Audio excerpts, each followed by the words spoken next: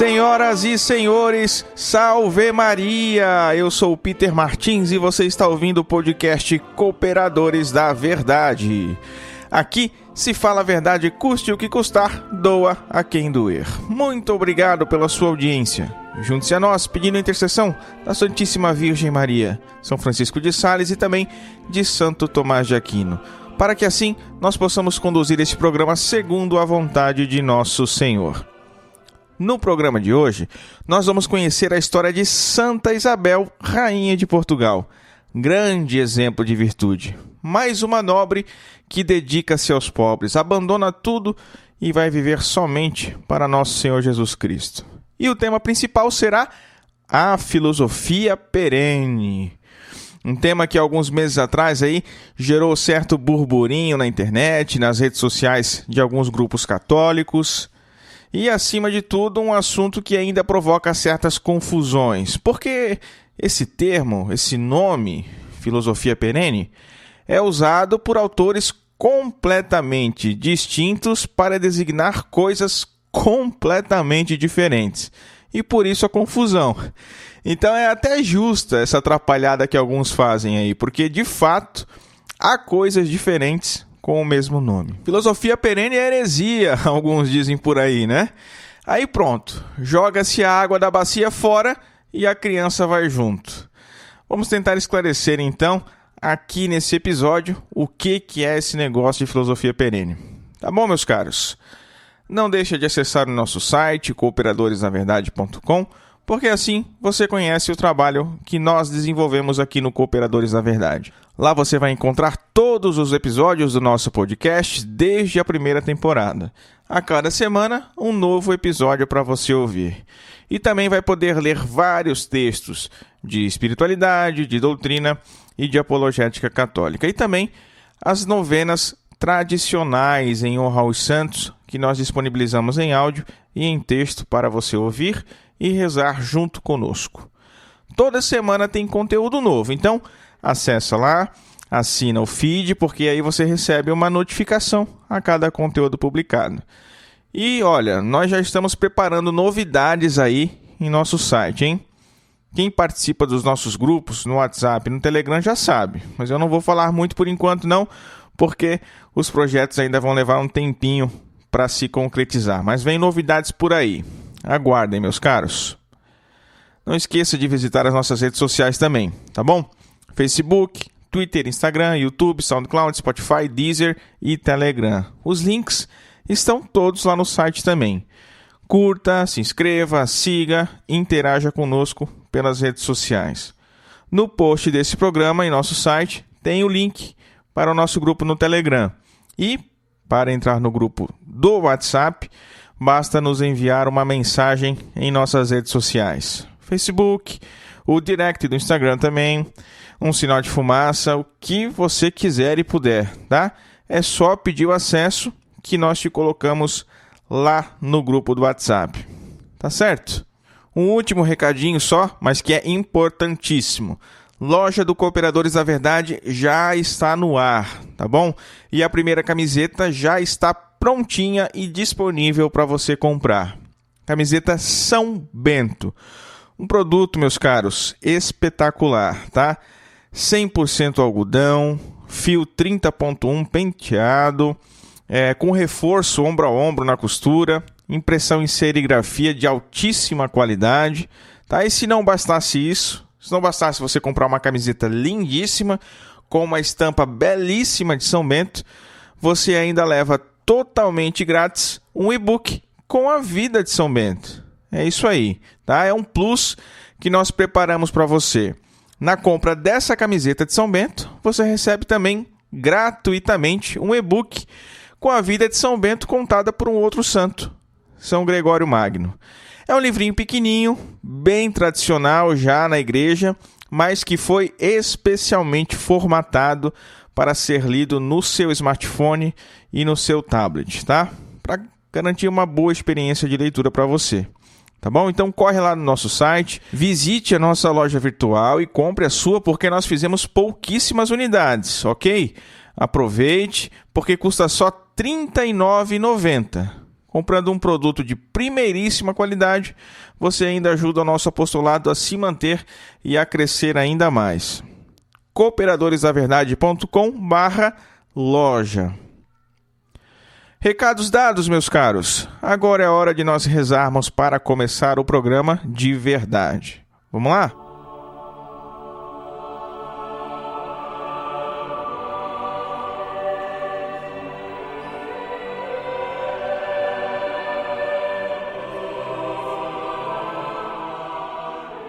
São tantas as graças recebidas e que devemos agradecer, não é mesmo?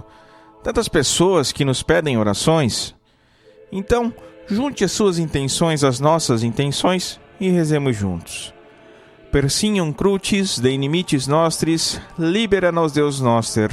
In nomine Patris et Filii et Spiritui Sancto. Amen. Pater noster, qui es in celis, sanctificetur nomen tuum, adveniat regnum tuum, fiat voluntas tua, sicut in cielo et in terra. Pane nostrum quotidianum da nobis hodie, et dimitti nobis debita nostra, sicut et nos dimittimus debitoribus nostris, et ne nos inducas in tentationem, sed libera nos a malo. Amen. Ave Maria, gratia plena Dominus tecum, benedicta tui mulieribus, et benedictus fructus ventris tui, Iesus. Sancta Maria, Mater Dei, ora pro nobis peccatoribus, nunc et in hora mortis nostre. Amém. Senhor, quem sois vós e quem sou eu? Vós, o Altíssimo Senhor do céu e da terra, e eu, um miserável vermezinho, vosso ínfimo servo. Grande e magnífico Deus, meu Senhor Jesus Cristo, iluminai o meu espírito e dissipai as trevas da minha alma. Dai-me uma fé íntegra, uma esperança firme, uma caridade perfeita. Concedei, meu Deus, que eu vos conheça muito, para poder agir sempre segundo os vossos ensinamentos e de acordo com a vossa santíssima vontade. Absorvei, Senhor, eu vos suplico, o meu espírito, e pela suave e ardente força do vosso amor, desafeiçoai-me de todas as coisas que debaixo do céu existem, a fim de que eu possa morrer por vosso amor, ó Deus, que por meu amor vos dignastes morrer. Amém. E continuamos reunidos em nome do Pai, e do Filho, e do Espírito Santo. Amém.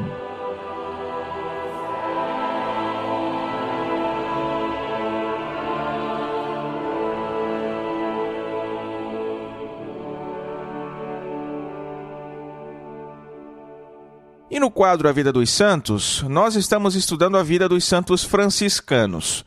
No último programa, nós falamos da vida de Santa Maria de Jesus Paredes, a primeira santa do Equador. Vocês lembram? No programa de hoje, nós conheceremos a história de Santa Isabel, rainha de Portugal.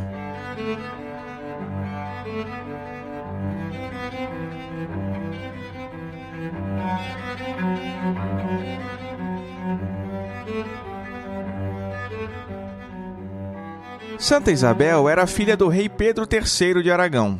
Sua santidade já era grande desde que ela ainda era uma menina. Já era estimada pelas suas virtudes. Empregava todo o seu tempo livre em sua vida de princesa na caridade com os pobres. Gostava muito de passar horas e horas na igreja em oração. Já com 8 anos, ainda bem menina, né? Resolutamente decidiu rezar diariamente o ofício divino. E assim perseverou por toda a sua vida. Fazia jejum todos os sábados e nas vésperas das festas de Nossa Senhora. Todo o seu exterior denotava o seu grande amor à virtude da pureza. Teve uma excelente formação, era inteligentíssima, mas a sua atitude era sempre modesta e atraía a mais sincera simpatia e admiração de todos por isso. Ainda jovem, aos 12 anos, foi dada como esposa ao rei de Portugal. Não tendo a liberdade de escolher a sua vocação, sujeitou-se serenamente às obrigações que eram impostas às pessoas da sua qualidade e dispôs-se então a continuar nesta nova vida o caminho que já havia trilhado para a sua santificação. 3 vezes ao ano, jejuava por 40 dias, só se alimentando de pão e água. A sua vida era extremamente metódica. Parecia que vivia nas regras de um mosteiro. Dividia os seus dias entre as obrigações, oração e algum trabalho útil. Nunca foi encontrada ociosa, sem fazer nada. E todos os dias ia a Santa Rainha à procura de um doente ou de um pobre em que pudesse exercer a caridade. Deus a recompensou com o dom de milagres. Uma pobre mulher, coberta de úlceras, recuperou a saúde depois de um abraço da Rainha Isabel, que cultivava o hábito de, em todas as sextas-feiras, lavar os pés de 13 mulheres em memória do que havia sido feito com os apóstolos. Numa das vezes, uma mulher apresentou-se com o pé roído por um câncer horrendo, para que a rainha o lavasse. Ela não só o lavou, como com todo carinho beijou-o, como sempre costumava fazer.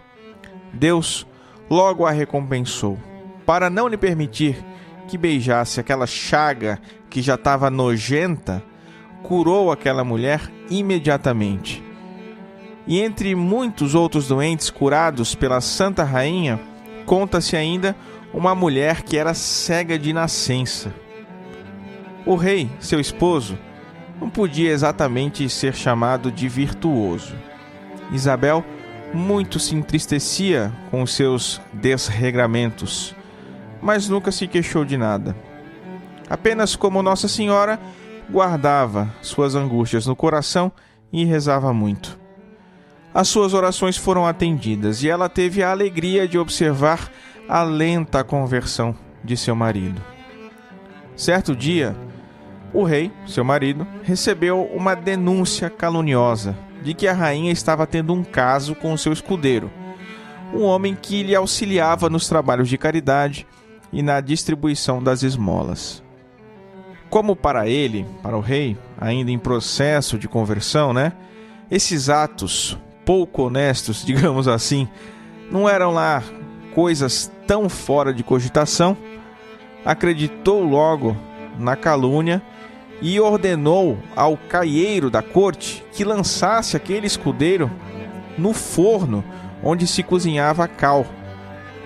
Depois de uma grande confusão armada para pegar o escudeiro, o rei reconheceu a mão da providência, da divina providência, e o deixou viver. O rei ficou muito arrependido da leviandade com que deu crédito àquela calúnia, e foi justamente o remorso desse pecado o primeiro passo para sua conversão. Mas esse remorso não impediu que ele novamente desse crédito aos ditos que sua rainha estava apoiando o seu filho Afonso, que havia se rebelado contra a corte.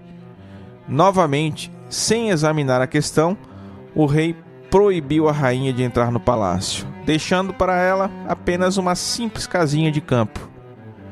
Deus, entretanto, provou mais uma vez claramente a inocência de sua esposa. Passando então Dom Dinis, como se chamava o rei, era seu esposo, a tratá-la com toda a consideração. Aí o rei aprendeu, Logo depois, o rei caiu gravemente doente, sendo tratado pela própria rainha, que já havia cuidado de tantos enfermos muito menos ilustres, Arrependido de seus pecados, teve uma boa morte este que foi um mau marido dessa rainha santa, deixando ao menos a consolação de ter morrido no acolhimento de Nosso Senhor. Ao morrer Dom Dinis, em 1325, a rainha, Santa Isabel, já contava seus 54 anos de idade e ainda viveu mais 11. Nesse período, abraçou a Ordem Terceira de São Francisco de Assis e abandonou as pompas da corte a fim de viver exclusivamente para a oração e para a caridade. Sua virtude heróica e a doação de si mesma atingiram o máximo esplendor. Ela estava pronta para reinar no céu. Então, no dia 4 de julho de 1336, enquanto intermediava uma ação de paz em Entremós, a nossa Mãe Maria Santíssima veio buscá-la para a pátria definitiva. Enquanto todos choravam a perda insuperável, ela se rejubilava por estar próxima da posse definitiva do Deus a quem tão bem serviu. Suas últimas palavras foram: Maria, Mãe da Graça, Mãe da Misericórdia, protegei-nos do inimigo e recebei-nos na hora da morte. Era seu desejo ser enterrada em Coimbra, no convento de Santa Clara, que foi construído por ela mesma. Sua memória rapidamente ultrapassou as fronteiras do reino, e em todo o arredor cristão, ela era conhecida como aquela soberana rainha, que foi o mais belo ornamento do glorioso Portugal.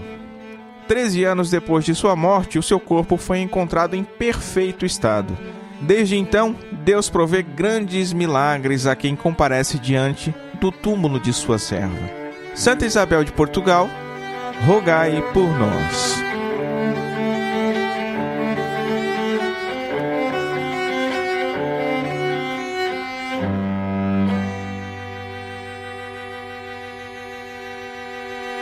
Muito bem, querido ouvinte, querida ouvinte, faça parte do nosso Clube do Ouvinte.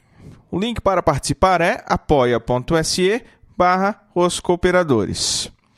Com uma contribuição mensal, na quantidade que você puder e quiser, você ajuda a manter o nosso apostolado e ajuda a fazê-lo crescer ainda mais. Lá no nosso Apoia-se, você poderá conferir as metas que nós temos de arrecadação, desde o pagamento das despesas mais básicas até a compra de novos equipamentos e a dedicação integral ao nosso apostolado. Que bom seria se eu pudesse trabalhar integralmente para o Cooperadores, hein? Para mim, seria uma graça espetacular. Assim, eu poderia produzir muito mais conteúdo com muito mais qualidade para vocês. Você gosta do nosso conteúdo? Gosta do que nós produzimos hoje? Com a qualidade que nós produzimos hoje? Então, nos ajude, meu caro. Junte-se aos sócios do nosso Clube do Ouvinte. Ajude-nos a alcançar as nossas metas, porque assim nós produziremos ainda mais conteúdo para você. Os sócios do nosso Clube do Ouvinte podem ouvir os episódios do nosso podcast antes de todo mundo. Eles recebem um link para ouvir antes que o episódio seja oficialmente publicado. E recebem ainda conteúdos exclusivos nos grupos do WhatsApp e nos stories do nosso Instagram. Isso é uma forma que nós temos de lhes agradecer por toda a ajuda que nos dão. Se você não pode agora se comprometer com uma quantia mensal, que é a proposta do nosso Clube do Ouvinte, você pode nos ajudar então de outra forma. Primeiro, comprando os produtos exclusivos dos Cooperadores da Verdade, como é o caso da camiseta de São Bento que eu falei lá no início do programa.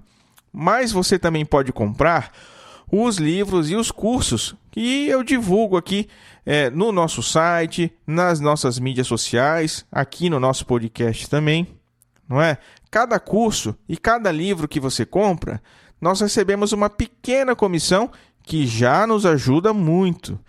Eu falei agora há pouco da Rainha Santa Isabel de Portugal, mas há uma outra Rainha Isabel, também católica, que você precisa conhecer a história. E eu quero recomendar para você justamente o curso que conta a história dessa rainha, Isabel a Católica, um curso também do professor Rafael Brodbeck, que contará para a gente a história da rainha de Castela e Leão, e que foi também imperatriz do Império Bizantino. Enquanto rainha, ela financiou a descoberta da América por Cristóvão Colombo, unificou a Espanha, colocou os sarracenos para correr, enfim. Então, meus caros, são 8 aulas com material bastante completo por apenas R$12 e alguns centavinhos, tá? Ou então R$150 à vista. Um curso imperdível. Se você gosta de estudar história, gosta da história da igreja, sobretudo, não pode deixar de assistir. O link vai estar no post desse programa lá no nosso site, tá bom? Vamos finalmente para o assunto principal? Vamos falar sobre a filosofia perene.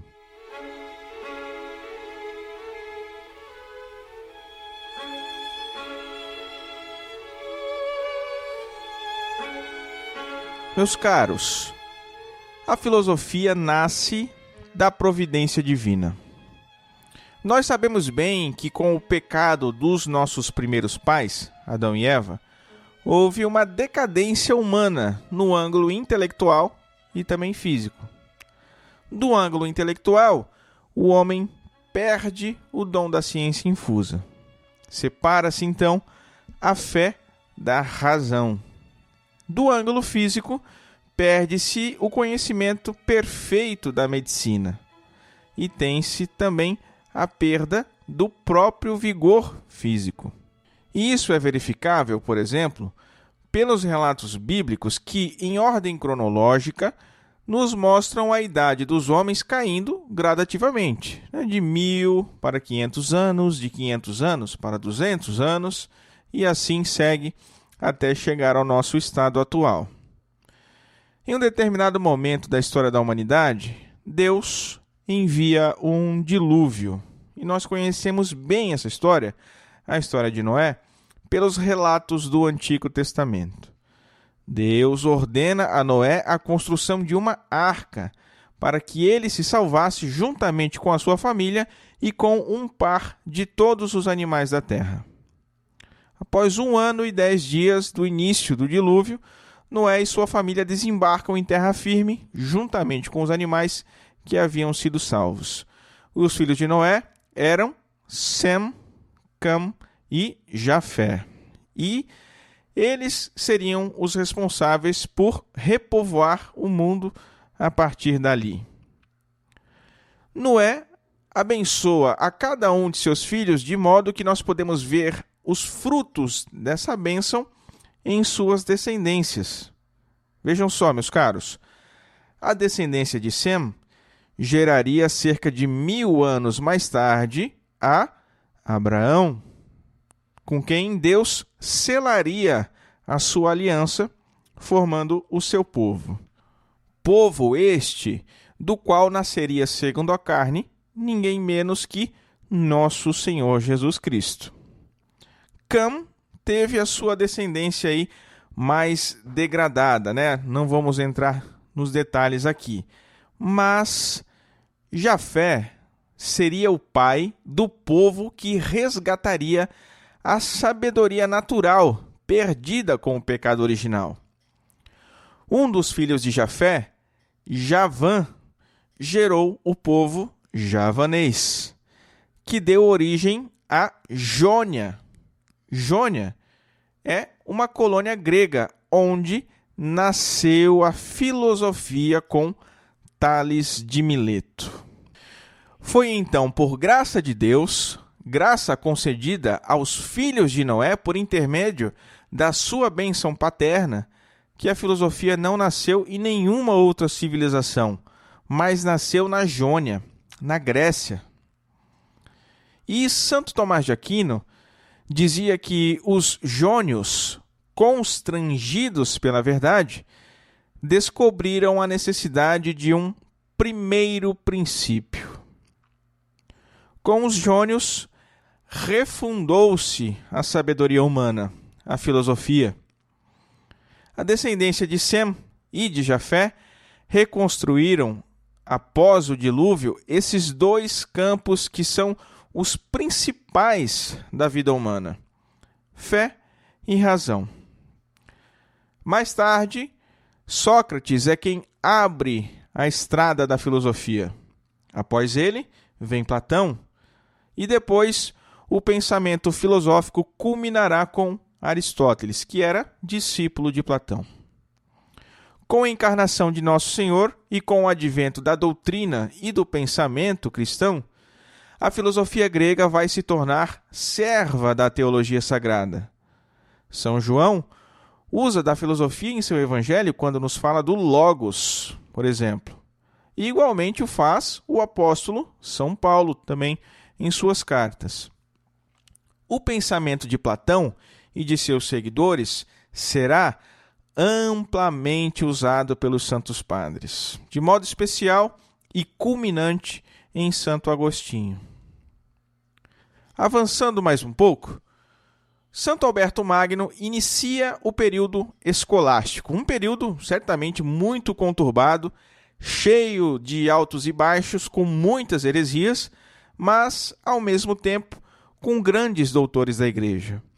Santo Alberto se serve largamente da filosofia aristotélica para desenvolver a sua teologia.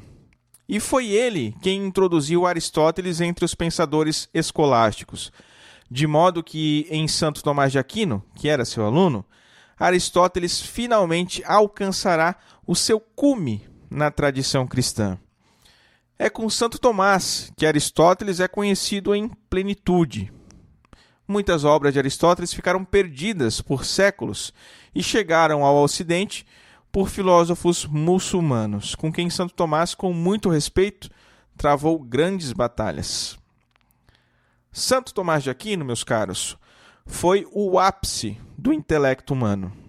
Pode-se dizer que foi ele quem mais se aproximou daquela perfeição de Adão e Eva no equilíbrio entre fé e razão. Em 25 anos, Santo Tomás escreveu mais do que todos os homens foram capazes. Sua produção foi verdadeiramente miraculosa, de modo que, após a sua morte, o vigor filosófico e teológico da escolástica parece que também foi perdendo o seu fôlego, como se fosse o próprio Santo Tomás quem sustentasse o nível do pensamento filosófico nos mais altos cumes. O monge, e hoje beato, Duns Scoto, marcou o início do declínio do pensamento escolástico.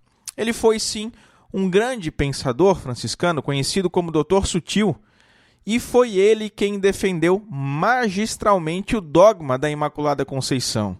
Isso já lá no século XIII. No entanto, ele foi o responsável pela queda de um dos pontos máximos da doutrina de Santo Tomás, o da analogia entis. Já falamos aqui em programas passados, né? Com isso, então, verdades essenciais, conhecidas pela metafísica, foram simplesmente eclipsadas. Dizia ele que havia uma essência comum compartilhada por todos os seres. E ainda mais, dizia que a vontade está acima do intelecto. E tudo isso resultará inevitavelmente no nominalismo. Nominalismo, meu caro ouvinte, minha cara ouvinte, é um grave erro filosófico que nega a existência de uma essência particular nas coisas existentes. Nega, por exemplo, que o homem tenha essência de homem, que o cão tenha essência de cão, que uma maçã tenha essência de maçã. Ou seja, nós diferenciamos as coisas, para o nominalismo, somente pelo nome que damos a elas. E esses nomes são palavras vazias. Para o nominalismo, não há uma essência nas coisas que é apreendida pelo nosso intelecto. Em tese, homem e cavalo são a mesma coisa, têm a mesma essência. Mas como são aparentemente diferentes, então nós os chamamos por nomes diferentes também. Isso é o nominalismo, que ganha força a partir do século XIII e vem a ser como que a antessala do pensamento moderno e pós-moderno. A ideologia de gênero, por exemplo, talvez você já tenha percebido, é o nominalismo levado às últimas consequências. Não existe homem nem mulher essencialmente. São papéis construídos, denominados assim por mera convenção. É o que eles dizem, né? Apenas para tomar como exemplo. Então, como podemos ver, muito brevemente, é claro, partindo dos jônios, a sabedoria ganha fôlego com Sócrates e Platão e culmina em Aristóteles. O advento do cristianismo a impulsiona ainda mais, até chegar em Santo Tomás, que é o cume insuperado, e a partir do qual até hoje só vemos queda. Bom, por que foi necessário fazer essa introdução? Meus caros, para que nós nos situemos um pouco, ainda que muito brevemente, muito rapidamente, do que é que nós estamos falando.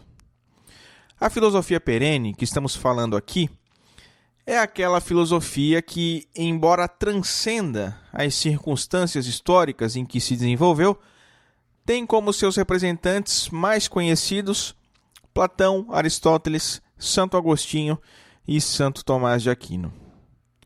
É aquele conjunto de conhecimento universal descoberto por inúmeros filósofos, inúmeros pensadores, a maioria dos gregos, os santos padres, os escolásticos e ainda muitos outros pensadores posteriores e mesmo pensadores contemporâneos, mas que encontra sustento nessas 4 colunas: Platão, Aristóteles, Santo Agostinho e Santo Tomás, constituindo assim uma imensa tradição filosófica. Essa filosofia perene, a qual o Papa Pio XI pediu que fosse ensinada nos seminários para a formação dos novos sacerdotes, dizendo que, abre aspas, esta filosofia perene não somente é-lhes necessária para aprofundar-se nos dogmas, como também os provê de armas eficazes contra os erros modernos, quaisquer que sejam, dispondo a sua inteligência para distinguir claramente o verdadeiro do falso. Isso ele diz na sua encíclica sobre o sacerdócio católico. Em outro documento, destinado aos católicos mexicanos, o mesmo Papa Pio XI também diz que, juntamente, diz ele, tá? Abre aspas, juntamente com a prática da religião cristã, com a formação da índole e da consciência católica, que são elementos fundamentais para todos os fiéis, deveis associar uma especial e cuidadosa educação e preparação intelectual, apoiada na filosofia cristã, que é aquela que com tanta verdade foi chamada de filosofia perene. Isso ele diz na sua encíclica Firmissimam Constantiam, sobre a situação religiosa no México. A filosofia perene que eu estou falando aqui e que nós defendemos é aquela filosofia perene cujo o abandono foi julgado como deplorável pelo Papa Pio XII na encíclica Humani Generis e que São João Paulo II nos recomenda que aceitemos sem temor de que ela possa comprometer a justa pluralidade das culturas e progresso do pensamento humano. Porque a filosofia perene, diz o Papa João Paulo II, tem a sua origem no ato de ser. Possui, por assim dizer, por antecipação, continuou o Papa, o direito a tudo aquilo que é verdadeiro em relação à realidade. É possível enxergar, já nos filósofos pré-socráticos, ainda que em meio a muitos erros, um conjunto de verdades descobertas, das quais se valerá Sócrates para construir o seu pensamento, refutando os antigos erros, aparando as arestas e aí abrindo o caminho da filosofia, dando as ferramentas para Platão ir ainda mais longe, seguido por Aristóteles, que será o cume do pensamento filosófico até a chegada de Santo Tomás de Aquino. Geralmente, quando você estuda esses primeiros filósofos na universidade ou então em algum curso livre, os seus pensamentos são sempre apresentados sob uma perspectiva de divergência, de ruptura. Tales de Mileto, o primeiro dos filósofos, ensinava que o primeiro princípio de tudo era a água. Heráclito de Éfeso dizia que era o fogo. Empédocles dizia que o primeiro princípio de tudo eram os 4 elementos: terra, fogo, água e ar.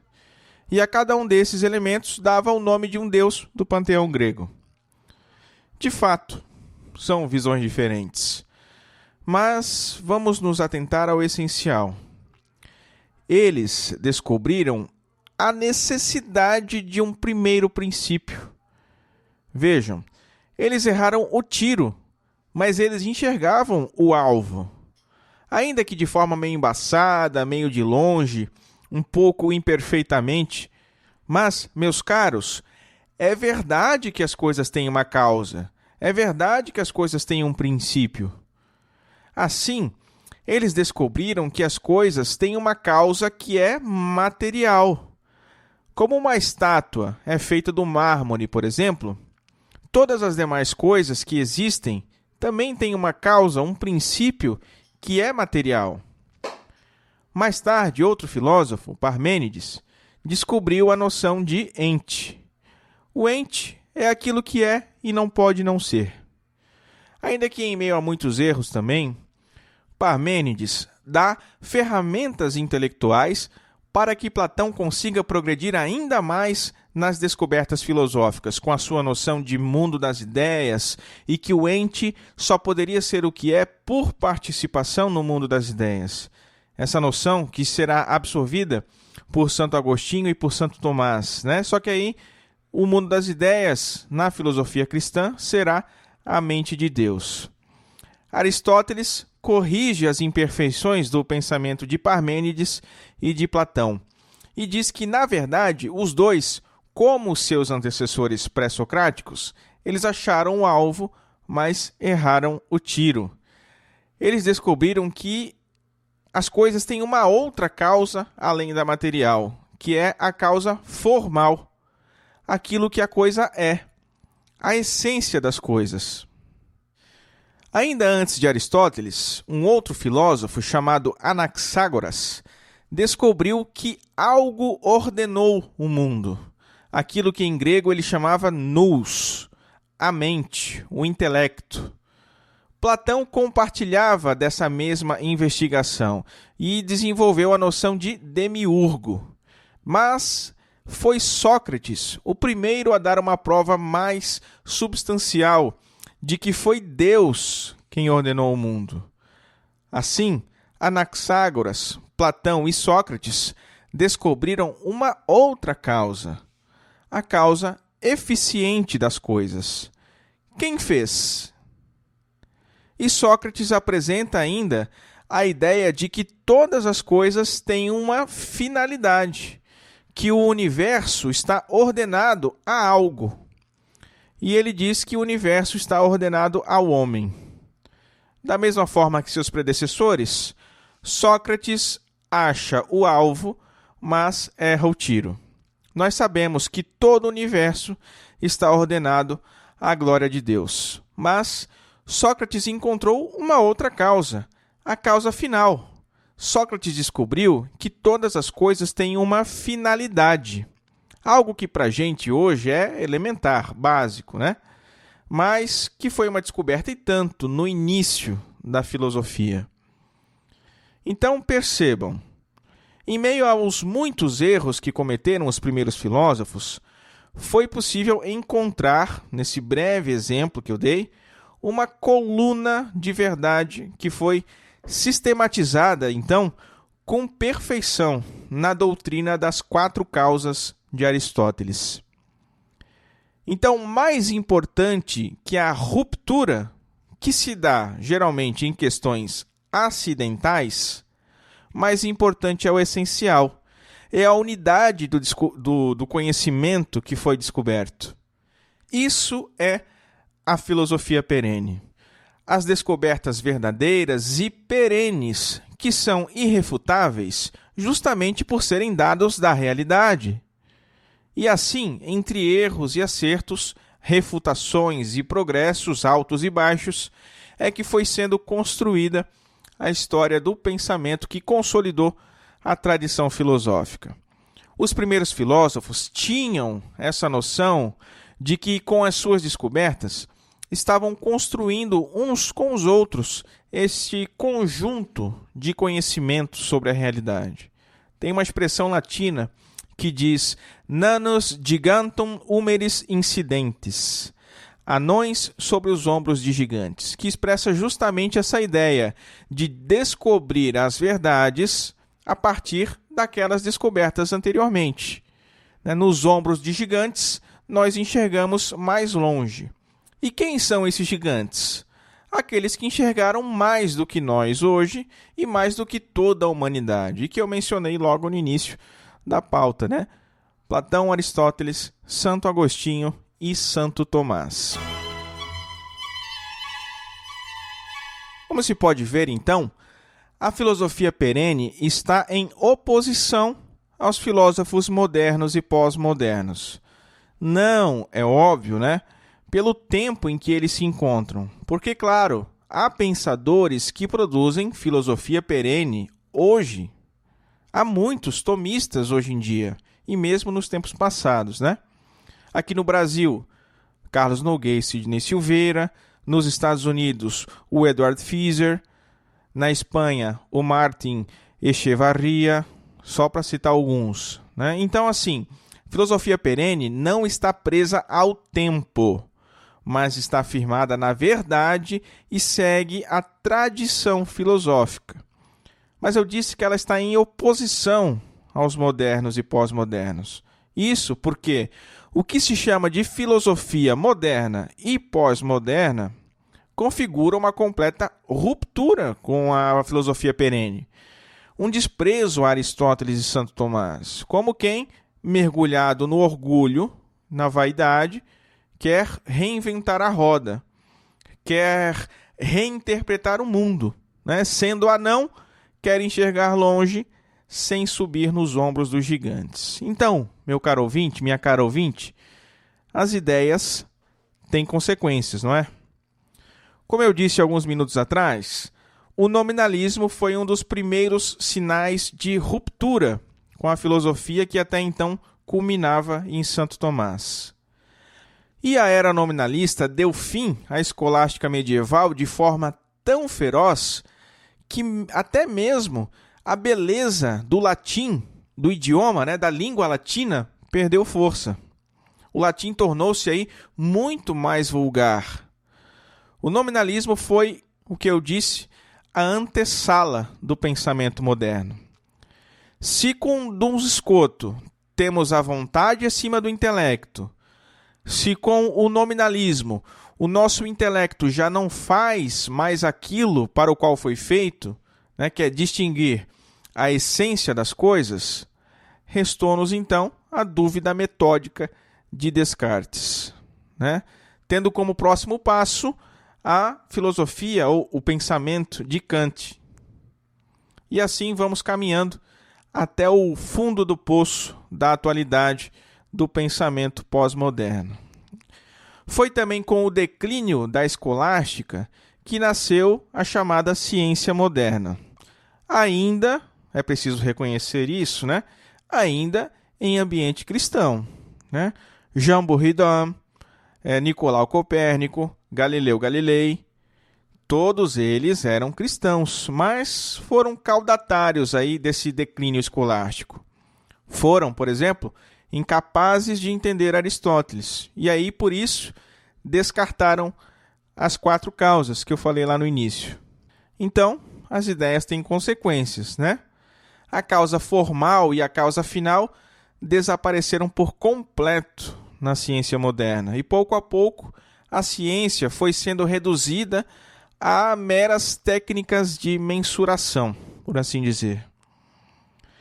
Examinando as ideias dos vários autores modernos e pós-modernos, nós podemos ver essa marcha do pensamento humano, do cume tomista, do realismo metafísico, até o mar de lama do materialismo, do imanentismo, do subjetivismo. A realidade é progressivamente tragada pelo vórtex do cogito de Descartes. É derretida e vazada no molde do eu. Não existe mais a verdade, mas a minha verdade, o que eu acredito. A realidade foi feita, então, na filosofia moderna e pós-moderna, uma massa de modelar que é manipulável pelo homem. Ou ainda, a realidade surge numa aparência de fantasma, torna-se opaca, incognoscível. A realidade foi feita pura volição irracional, fruto da vontade humana. As ideias têm consequências, mas nós precisamos ser honestos. nem todo esse pensamento foi construído dessa forma com má intenção. Os pensadores que iniciaram esse processo fizeram até certos esforços para evitar as consequências negativas. Descartes, por exemplo, elegeu o cogito, Penso logo existo, cogito ergo sum. Elegeu o cogito como o primeiro princípio da sua filosofia. Mas Descartes ainda remonta as ideias inatas a Deus. Então, Descartes ainda concebe uma certa noção de Deus. David Hume ataca os princípios básicos da racionalidade, como o princípio da causalidade, por exemplo. Na filosofia de Hume não existe mais a noção de causas, mas ele se esforça ainda por evitar a desagregação social, que fatalmente aí vai resultar desse desprezo do princípio da causalidade. Kant grita, sapere aude, tenha coragem de fazer uso do seu próprio entendimento, mas ele ainda tenta salvar a ordem e as leis, como que sussurrando, obedeça. Mas ao que parece, esse esforço foi em vão, já era tarde. O processo de degradação do pensamento filosófico cresce com vigor e velocidade, vencendo com maior força os seus autores. Por mais que tentassem, já não conseguiam evitar as consequências negativas que advinham de suas próprias ideias. Essas consequências negativas, crescem como uma bola de neve que vai descendo a montanha, varrendo o caminho, destruindo tudo que encontra pela frente. O que sobra? O professor Daniel Scherer disse que é como que uma religião do homem. O homem concebido como fonte última da ordem do real e criador supremo dos valores morais que devem reger a sociedade. O declínio da filosofia resultará também na perda da fé. E aquilo que se perdera com a queda de Adão e Eva, aquela união entre fé e razão, que se voltaria a unir com Sem e Jafé, com Abraão e com os Jônios, confluindo na patrística e na escolástica, mais uma vez se perde com o decaimento da filosofia. Logo chegam as revoluções e, com elas, a separação entre igreja e Estado. E aí o tomismo, o ápice da filosofia, é como que eclipsado de uma vez por todas. E isso não impediu que surgissem grandes tomistas, Cardeal Caetano, João de Santo Tomás, já lá no século XV, Santo Afonso Maria de Ligório, também um grande tomista, no século XVIII e tantos outros. Mas o grave eclipse do tomismo resultou ainda em muitos erros nas próprias doutrinas tomistas desses grandes pensadores. Com a Revolução Francesa, aí mesmo o tomismo desaparece completamente. Foi necessário uma encíclica do Papa Leão XIII, Aeternis Patris, e ações firmes de Pio X, Bento XV, Pio XI, Pio XII, para que o tomismo fosse de alguma forma retomado. E assim, então, segue o tomismo, como que na marginalidade, completamente fora dos ambientes acadêmicos, isso com certeza. A crise religiosa própria da nossa época encontra raízes nessa erosão do pensamento metafísico tradicional, que tem como cume o próprio Santo Tomás. Teve início, sim, nas mais altas esferas teológicas e filosóficas e ainda contou com a participação de almas católicas piedosíssimas, como foi o próprio Duns Scoto, que inclusive foi beatificado pelo Papa João Paulo II. Ninguém duvida da sua devoção. Mas, filosoficamente, ele errou. E os frutos amargos dos seus erros nós estamos experimentando ainda hoje. A fé, meus caros, a fé é vertida no vaso da razão. Essa é uma frase do professor Carlos Noguet que eu gosto muito. Se o vaso da razão está rachado, a fé tende a escorrer por suas fendas.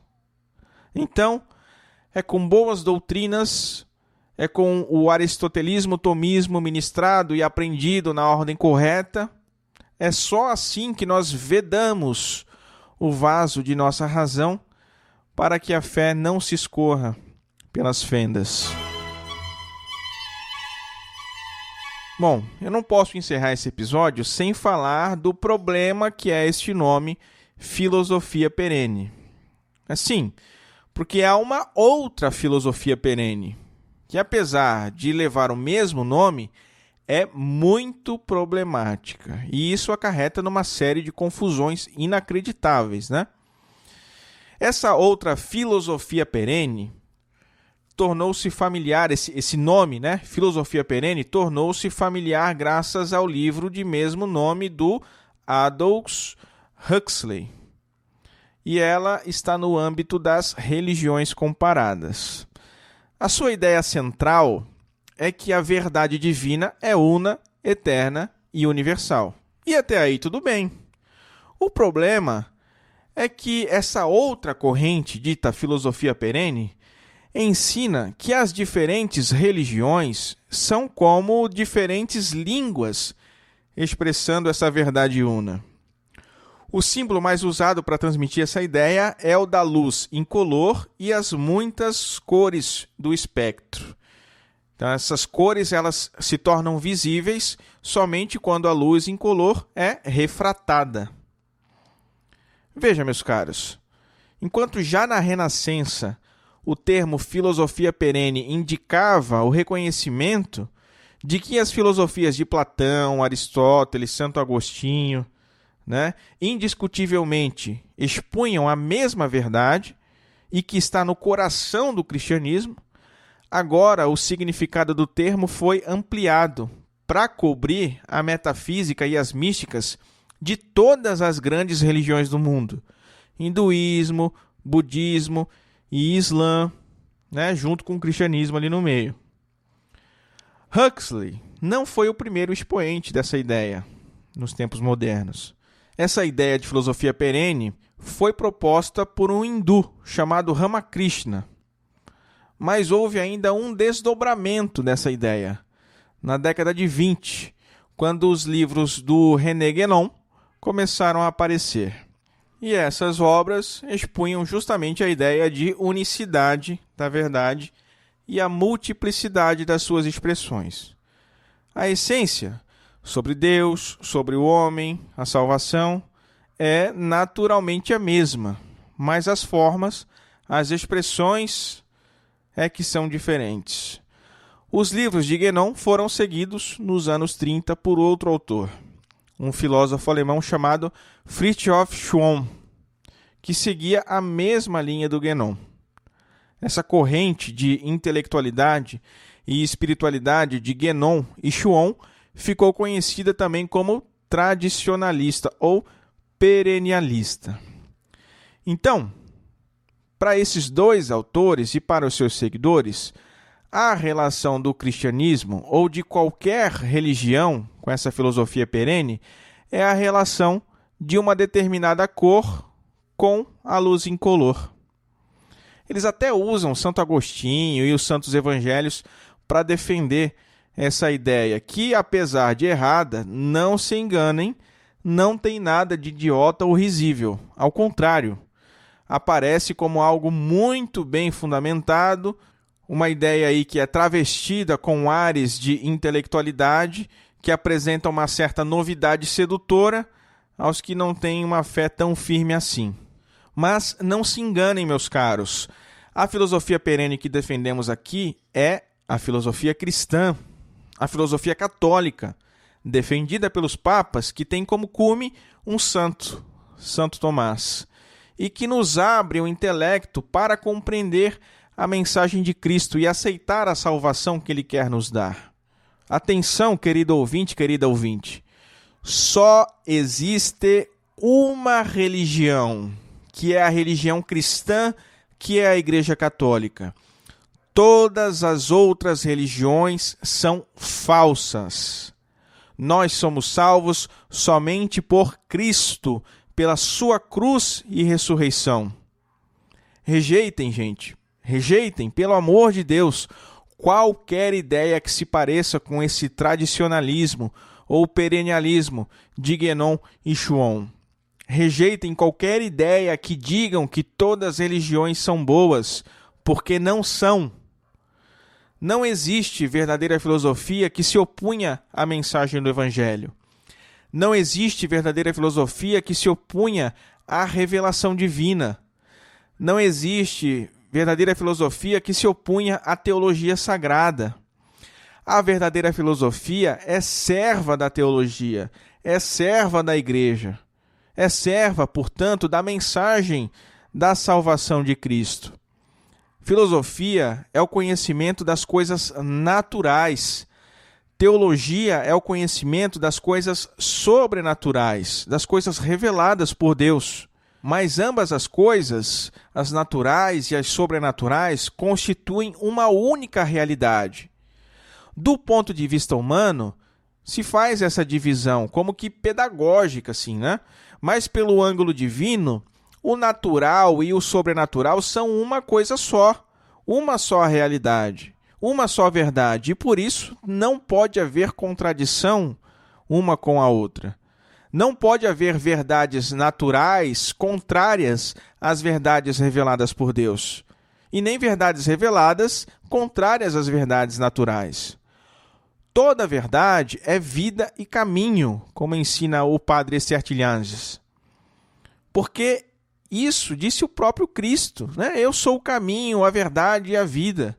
Por isso, caríssimos, nós devemos obedecer à verdade, mesmo aquelas verdades naturais. Como dizia Platão, verdade conhecida, verdade obedecida. Porque todas as verdades são interdependentes. Todas as verdades convergem para a verdade última, que é Deus mesmo. Meus caros, sigamos então subindo nos ombros dos gigantes, trilhando um caminho que já foi aberto, que já foi pavimentado com ouro pelos grandes pensadores que nos antecederam, buscando o conhecimento das coisas naturais e sobrenaturais com os grandes sábios que a divina providência nos presenteou. A verdade é perene, a verdade não envelhece nem se corrompe. A verdade, meus caros, é sempre nova.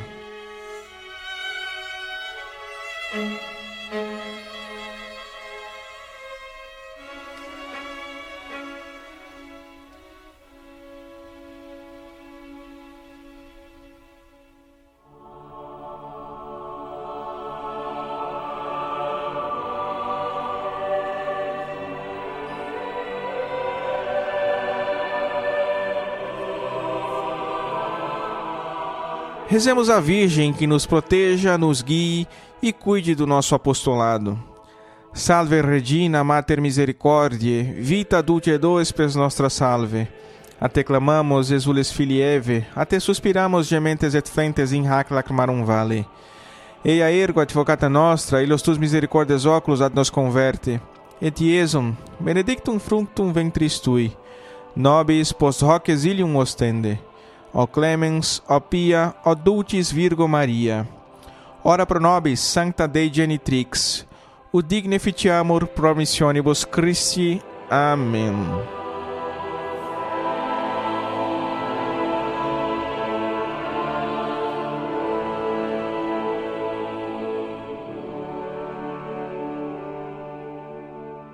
E chegamos ao fim de mais um Cooperadores da Verdade. Venha você também ser um cooperador. Siga-nos nas redes sociais, seja sócio do nosso Clube do Ouvinte e ajude o nosso conteúdo a chegar mais longe. O Cooperadores da Verdade pertence ao Centro de Estudos São Francisco de Sales. Para conhecer, acesse sãofrancisco.org e miliciadesantamaria.com.br. Muito obrigado pela audiência, reze por nós, Deus te abençoe, salve Maria!